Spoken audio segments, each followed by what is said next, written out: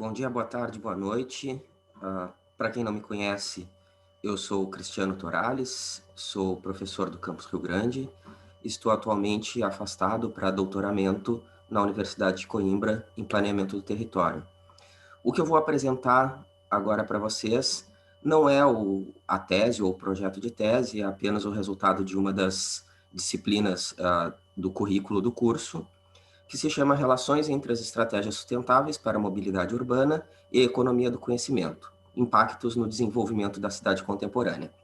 O enfoque desse trabalho não são os métodos, pois foram encontrados diversos métodos nessa breve revisão de literatura, como, por exemplo, modelagem, indicadores, estatísticas, geotecnologias. O enfoque mesmo está nos conceitos e nas interpretações sobre como os processos acontecem na dinâmica espacial nas cidades contemporâneas.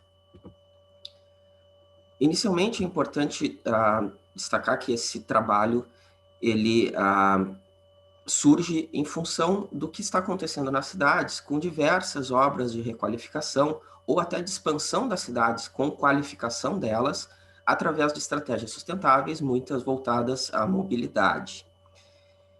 E também, nesse momento em que nós estamos vivendo, embora já há algumas décadas, existe uma mudança da economia industrial baseada em commodities para uma economia baseada em conhecimento.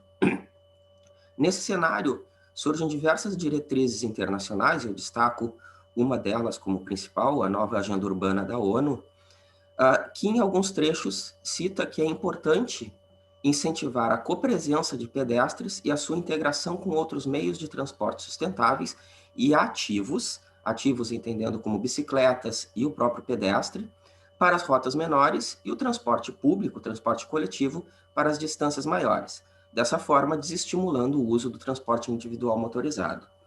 Sobre os transportes ativos, e aqui estou destacando principalmente a mobilidade pedonal, a mobilidade do pedestre, são reconhecidos na literatura já há bastante tempo diversos benefícios, como a redução do consumo de energia, da emissão de gases, da poluição sonora, melhoria do senso de segurança, da apropriação dos lugares e muitos ganhos para a saúde física e para a saúde mental.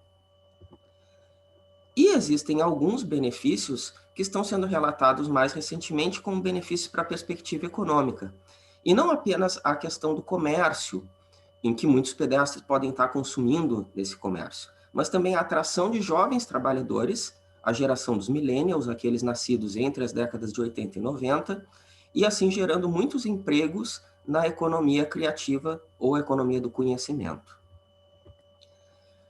Uma outra estratégia bastante importante de ser comentada é a estratégia do TOD, o Transit Oriented Development, o desenvolvimento orientado ao transporte público, que é um tipo de estratégia de desenho urbano, desenvolvimento urbano, que integra a caminhabilidade com o transporte coletivo. Então, integra tanto o transporte ativo para curtas distâncias, com o transporte coletivo para as maiores distâncias.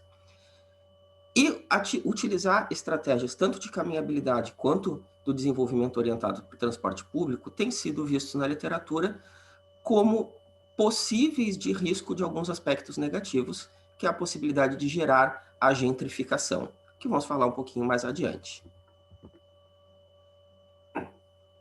Bom, o objetivo desse trabalho, então, é fazer um breve panorama de literatura sobre os impactos das transformações urbanas voltadas para o estímulo dessa mobilidade pedonal, mobilidade do pedestre, na dinâmica da cidade contemporânea, com ênfase na relação dessa mobilidade pedonal com a economia do conhecimento. Bom, o que é a caminhabilidade, ou walkability, que é a palavra que mais aparece nos trabalhos em língua estrangeira? Utilizando os critérios desenvolvidos por Chris Bradshaw, lá no início da década de 90, a palavra caminhabilidade ela já aparece na literatura no início do século passado, mais com ênfase a partir dos anos 50, mas é a partir dos anos 90 que ela é melhor desenvolvida e os estudos começam a ficar muito mais evidentes em maior quantidade.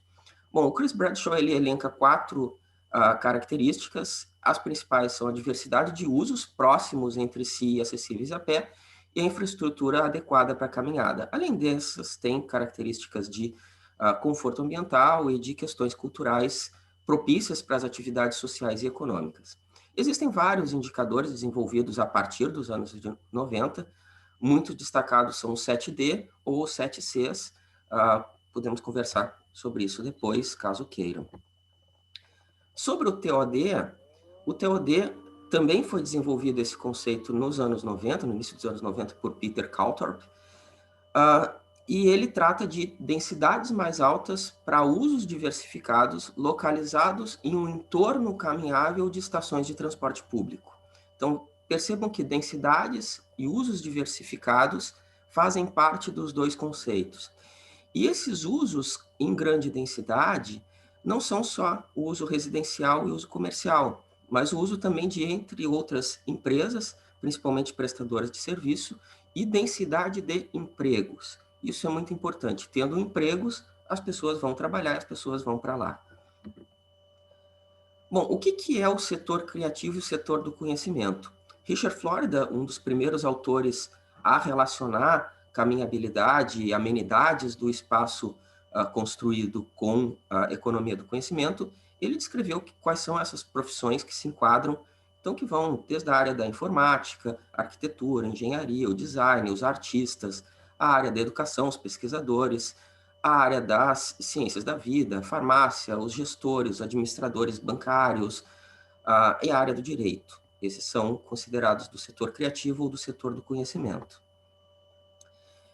E alguns outros autores afirmam que a formação de arranjos, de clusters na volta desses polos de transporte coletivo reforça a ideia de que esse desenvolvimento orientado ao transporte pode ser um impulsionador da dinâmica de aglomeração que atrai empresas e atrai trabalhadores. E uma coisa acaba atraindo a outra numa correlação entre si, devido às oportunidades de emprego que são geradas e as amenidades do local, ou seja, as características físicas que são agradáveis para essas pessoas viverem nesse local, e muitas dessas características físicas estão relacionadas a que esse espaço seja caminhável, ou seja, que as pessoas consigam fazer diversas atividades sem precisar utilizar um transporte individual motorizado. Bom, o walkability e o TOD, eles realmente importam ou não? Eu selecionei 3 estudos de caso, são muito recentes, porque essa relação entre caminhabilidade e economia do conhecimento é uma relação muito recente na literatura, em termos de pesquisa. Esses 2 estudos que estão aqui na tela, eles têm como objeto cidades dos Estados Unidos, embora um deles foque nas de pequeno e médio porte, e se percebe que foram encontradas relações positivas com fatores relacionados à densidade, relacionados à segurança, que está relacionado com a caminhabilidade, relacionados com as próprias amenidades locais, com a caminhabilidade, com o transporte público, com entretenimento, ou seja, a presença de bares, presenças de discotecas, presenças de cinemas, presenças de parques, espaços de lazer. Mas existem alguns aspectos que foram encontrados como insignificantes, como o caso para cidades pequenas, já que o próprio porte da cidade já torna elas caminháveis, então qualquer melhoria não muda tanto as dinâmicas da cidade. E alguns impactos para as empresas, pequenas empresas, e para a inovação, que a gente vai ver principalmente no terceiro trabalho realizado com o objeto na China, que foram verificados a formação de novas empresas, de startups, antes e depois da implantação de linhas de metrô. Então, percebam, inclusive, pelas figuras que estão à direita do slide, na figura de cima, que após a implantação do metrô, se abriu muito mais empresas nas proximidades dele e se diminuiu quanto mais afastado dele. E o que mais diminui com a distância, principalmente as empresas de tecnologia, mas todas elas diminuem com a distância. Então, se percebe o fenômeno, o efeito da aglomeração e um decaimento na distância. E as mais afetadas são as empresas de tecnologia, principalmente as startups, e principalmente ainda, o impacto é insignificante para aquelas de menor capital, ou seja, de menor poder aquisitivo. Por quê? E aí eu já entro no próximo conceito, que é o impacto negativo da gentrificação. A gentrificação é um processo que está relacionado a melhorias do ambiente urbano com mudança socioeconômica no padrão residencial, mas esse padrão também pode ser o padrão comercial. onde se substitui os pobres pelos ricos, os de menor poder aquisitivo pelos de maior poder aquisitivo, geralmente porque há um aumento no valor das propriedades, seja para compra, seja para o aluguel. Isso pode gerar deslocamentos. Deslocamentos, no caso de pessoas pobres que acabam saindo daquele local que foi melhorado para uma nova periferia ou por um novo núcleo de baixa renda, e das pequenas empresas que não conseguem pagar o aluguel e acabam saindo, sendo substituídas por empresas mais ricas e indo também para a periferia, para lugares que sejam mais baratos. Existem alguns outros impactos que são apontados pela presença da economia criativa, que ela é capaz de gerar a gentrificação, como, por exemplo, a divisão polarizada do trabalho. Então, há uma divisão maior entre pobres e ricos, entre pessoas com maior escolaridade e pessoas com menor escolaridade, um acesso desigual de oportunidades, tem muito mais oportunidades para pessoas com maior escolaridade nesses entornos da economia do conhecimento do que para pessoas com menor escolaridade. E assim uma polarização socioespacial, também separando locais com pessoas mais ricas, locais com pessoas mais pobres.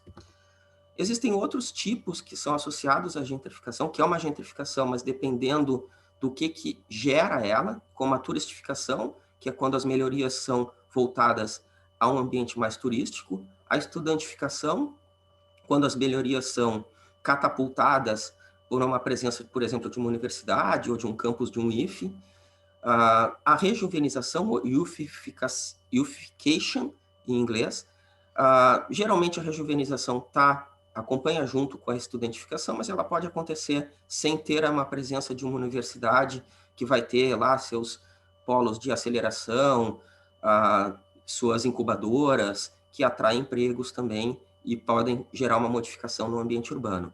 A ecogentrificação ocorre quando as modificações são a partir da criação de parques, de espaços verdes, e isso gera também uma valorização no mercado imobiliário, uma possível expulsão das pessoas mais pobres ou das empresas de menor poder aquisitivo. Alguns autores apontam que o fenômeno da gentrificação ele depende de causalidade contextual, então ele depende do contexto. Um dos contextos pode ser a própria fator de origem da gentrificação, mas pode ser o próprio contexto de cidades pequenas versus cidades médias e cidades maiores, cidades na América Latina versus cidades na Europa ou nos Estados Unidos. Por exemplo, alguns autores apontam que na América Latina não costuma haver uma substituição gradual dos pobres pelos ricos, e sim uma substituição muito mais brusca, há uma expulsão dos pobres e colocação direta dos ricos, com novos investimentos imobiliários. Então, depende do contexto, não dá para se fazer uma leitura muito rasa sobre a gentrificação. E que o processo de gentrificação ele tende a ser inerente à dinâmica de requalificação urbana. Nós precisamos melhorar as cidades. Então, a gentrificação vai vir. A gente não pode ser inimigo dela e achar que só porque a gentrificação vai vir, a gente não vai modificar, não vai requalificar nada. Não, a gente tem que requalificar. Só que ao invés de combater a gentrificação, a visão atual é de administrar ela politicamente através de várias ações que possam ser feitas de modo a minimizar o impacto dessa perda das pessoas mais pobres que são afastadas dos seus locais de origem. Algumas considerações finais. Então, existem diversos estudos sobre a caminhabilidade e o TOD, principalmente nas 2 últimas décadas. A minha tese é sobre caminhabilidade, então eu tenho um desafio enorme de conseguir me encaixar numa área em que muitas pessoas estão estudando, principalmente atualmente, meio que um tema da moda, mas existem alguns desafios metodológicos, algumas lacunas ainda de pesquisa, então é uma área que ainda é possível de se trabalhar. Mas essa relação da caminhabilidade com o TOD, com a economia criativa e do conhecimento, já são mais recentes e bem menos numerosos os trabalhos, principalmente os últimos 5 anos, tem alguns trabalhos com maior volume em termos de quantidade, embora o tema seja estudado, digamos que desde 2002, com os trabalhos do Richard Florida. Os estudos, esses 3 estudos de caso que foram analisados, eles mostraram boas correlações entre as amenidades e a atração de trabalhadores das empresas criativas e do conhecimento, mas efeitos negativos para as startups e pequenas empresas, e insignificantes em pequenas cidades, denotando essa importância do contexto. A gentrificação é um problema, é um risco que está associado aos resultados de se investir em economia do conhecimento. São apontadas diversas sugestões nesses diversos artigos que eu li sobre o tema, e o campo parece aberto a novas investigações. Se eu tivesse que dar uma sugestão, eu diria que investir em pesquisar em diferentes contextos pode ser um campo bastante aberto para quem quiser seguir na área, quem tiver interesses pelo tema. E era isso, algumas referências. Muito obrigado a todos. Até mais.